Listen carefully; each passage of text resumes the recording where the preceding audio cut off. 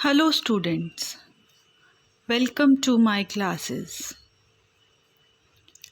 Hope आप सब अच्छे हैं और आपकी एजुकेशन अच्छे से चल रही है।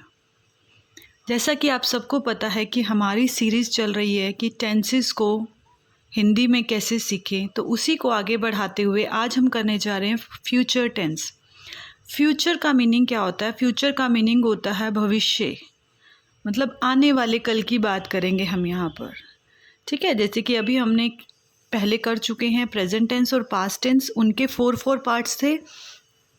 ऐसे ही फ्यूचर के भी 4 पार्ट्स हैं। नंबर 1 सिंपल फ्यूचर और future indefinite. Number 2 future continuous.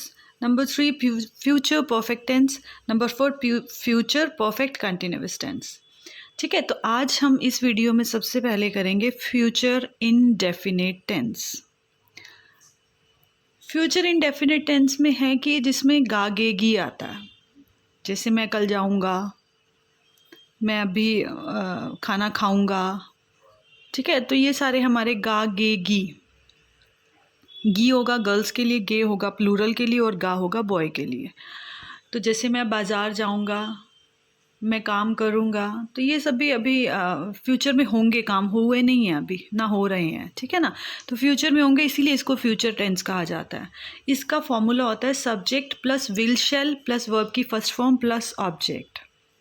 Subject हमें पता है क्या होता है, काम को करने वाला सब्जेक्ट होता है, मीन्स करता। ऑब्जेक्ट होता है वो क्या काम कर रहा है, दैट इज ऑब्जेक्ट। विल और शैल, विल आता है वैसे हमारा जैसे आई वी दे को छोड़कर ऑलमोस्ट सबके साथ विल आता है। ठीक है, और शैल आई वी दे के साथ जैसे कि मैंने आपको बता ही दिया। लेकिन आजकल अगर हम देखें तो हमारी प्रोनाउंसिएशन में शैल कहीं ना कहीं मिस हो चुका है, हम शैल का यूज़ नहीं करते हैं। प्रोनाउंसिएशन की बात कर रही हूँ मैं। ठीक है, जब हम इंग्लिश बोलते हैं, प्रोनाउंसिएशन करते हैं, हम बात करी इंग्लिश लैंग्वेज में, हम टॉकिंग कर रहे हैं, तो वहाँ पर हम शेल अब ख़त्म हो चुका है, शेल का यूज़ नहीं होता। But still it is my duty to tell you that where we are using shall and where we are using will.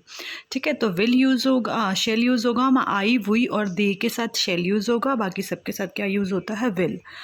तो जैसे I will go to market, जैसे मैंने अभी आपको बताया मैं बाज़ार जाऊंगा। ठीक है, तो मैंने आपको यहाँ बताया कि आप विल का शेल का यूज़ ख़त्म हो चुका है, तो इसीलिए मैंने विल यूज़ किया। मैं ये काम करूँगा, I will do this work. बच्चे दौड़ेंगे, चिल्ड्रन विल लर्न। तुम पटना जाओगे, you will go to Patna. ठीक है, तो ये हमारे क्या होते हैं, अब यहाँ देखोगे सबके साथ ही विल यूज़ हुआ है। अब विल शेल का यूज़ ख़त्म हो चुका है। उसके बाद है, इसी को अगर हम नेगेटिव में देखते हैं तो विल शेल के साथ नॉट आ जाता है, बाकी सेम रहेगा। Subject plus will shall plus not plus verb की फर्स्ट फॉर्म प्लस ऑब्जेक्ट। जैसे मैं बाजार नहीं जाऊंगा, I will not go to market. मैं ये काम नहीं करूंगा, I will not do this work. Children will not run, you will not go to Patna. तो नॉट आ जाएगा क्योंकि नेगेटिव है। इसी को ही अगर हमने इंटेरोगेटिव में बनाना है तो क्या आ जाएगा, क्या गागेगी। क्या मैं बाजार जाऊंगा, विल और shell plus subject plus verb की फर्स्ट फॉर्म प्लस ऑब्जेक्ट, क्योंकि सब्जेक्ट से पहले हमारा हेल्पिंग वर्ब आ जाता है इंटेरोगेटिव सेंटेंसेस में। तो will I go to market, last में क्वेश्चन मार्क इज नेसेसरी। क्या मैं ये काम करूंगा, will I do this work, will the children run, will you not go to the market और पटना। ठीक है, अब इसी को ही हम करते हैं क्या और नहीं, interrogative plus negative. Will and shall हमारी हेल्पिंग वर्ब है, वो पहले आ जाएगी, देन सब्जेक्ट के बाद नोट आ जाएगा, देन वर्ब की first form object and question mark. क्या मैं बाजार नहीं जाऊंगा, will I not go to the market. ठीक है, जैसे क्या तुम खाना नहीं खाओगी, will you not eat the food. Will I not do this work, क्या बच्चे नहीं दौड़ेंगे। Will the children not run, क्या तुम पटना नहीं जाओगे, will you not go to Patna. तो ये हमारे थे टेंसेस में फ्यूचर टेंस का first part, that is future indefinite tense. ठीक है, होप आपको समझ आया होगा।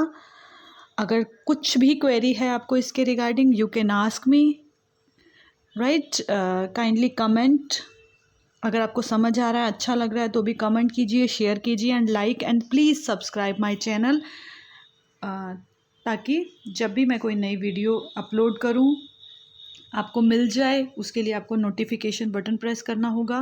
Please, thank you, have a nice day, God bless you all, bye bye, take care.